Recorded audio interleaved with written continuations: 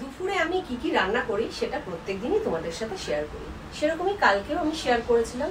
আর সেখানে সঞ্চারী গাঙ্গুলি তুমি জিজ্ঞেস করেছিলে যে দিদি তুমি চিকেনটা কিভাবে রান্না করো, দেখে খুব ভালো লাগছে, তাহলে বাড়িতে আমিও একদিন ট্রাই করব।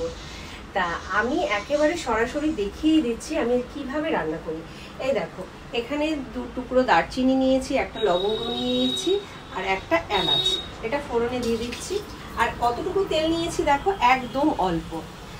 আর ফোড়নটা হয়ে গেলে এই দেখো আমি দই, আদা, রসুন, একটুখানি টমেটো সমস্তটা একসাথে পেস্ট করেছি, তার সাথে কয়েকটা কাঁচা লঙ্কাও দিয়েছি। সেই পেস্টটা দিয়ে কাশ্মীরি লঙ্কার গুঁড়ো আর একটু হলুদ গুঁড়ো দিয়ে মাখিয়ে রেখেছিলাম। তার সাথে 2 চামচ মতন টক দইও দিয়েছি। যেহেতু খুব কম মানে তেলটা দিই, তাই টক দইটা দিলে না মানে তেলটা অটোমেটিক একটু দেখা যায়। তা যাই হোক, এই যে ম্যারিনেট করা চিকেনটা, ফোড়নটা হয়ে গেছে, এবার আমি চিকেনটাকে দিয়ে দেবো।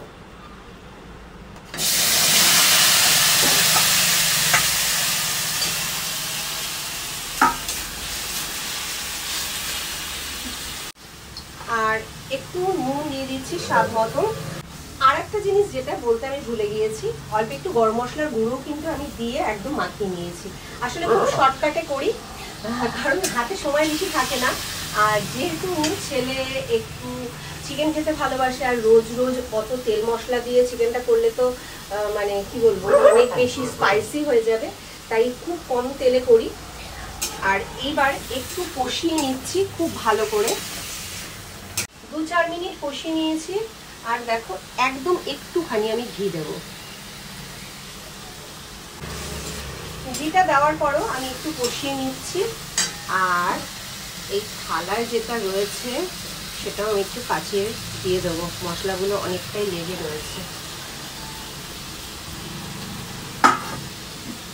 আর থালাটা ধুয়ে একটু আমি জল দিয়ে দেবো সাইড করে, কারণ চিকেনের মধ্যে জলটা দেব না, কারণ জলটা একটু গরম হয়ে যাবে, মানে ফুটে যাবে।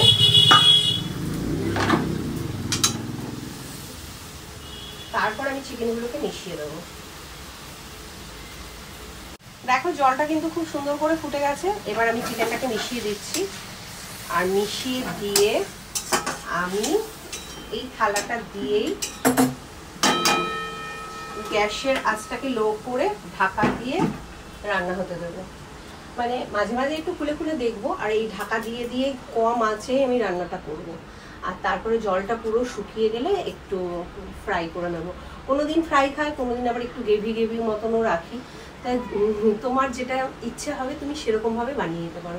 একদম সিম্পল, একদম সাদামাটা, আর খেতেও কিন্তু খুব ভালো হয়। 15 মিনিট বাদে আমি চলে এলাম। যদিও তার মাঝে আমি 2বার খুলে খুলে একটু চেক করেছিলাম, একটু জল বেরিয়েছিল, যেহেতু দই রয়েছে, আদা রসুনের পেস্ট রয়েছে। তা দেখো জলটা কিন্তু মোটামুটি শুকিয়ে গেছে, আর চিকেনটাও কিন্তু খুব ভালো করে নরম হয়ে গেছে।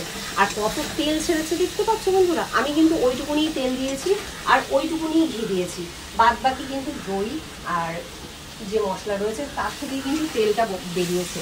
মশলা থেকে যদিও তেল ছাড়ে না, দই থেকেই বেসিক্যালি তেলটা ছাড়ে।